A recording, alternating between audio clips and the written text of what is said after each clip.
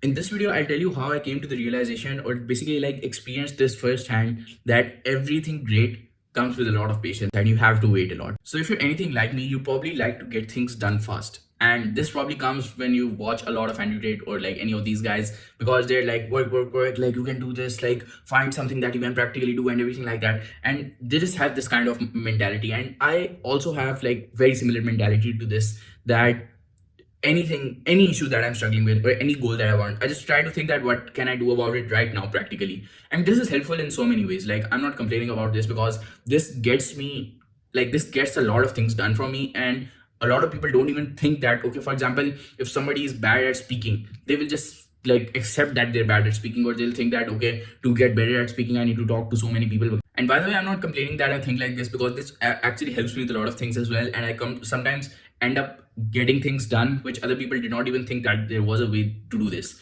But at the same time, it just makes my mind so resistant to the fact that some things are just not in your control. Some things will take time, no matter how much hard work you can do, no matter how much sweat and blood and everything that you put into it, it will still take time. Like some things just have to take their course.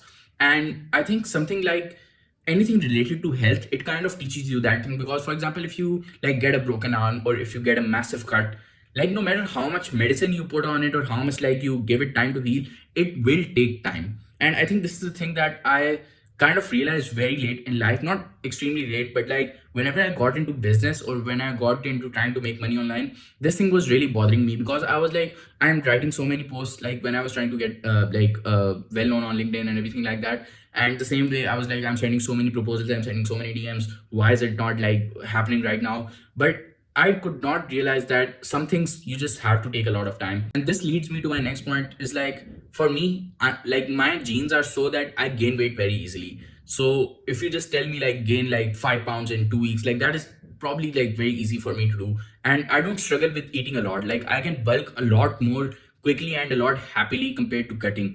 And right now I'm on a cut. I'm trying to get my weight down. But the thing is, I just cannot like. I have done a lot of fast. I have done intermediate fasting for a long time.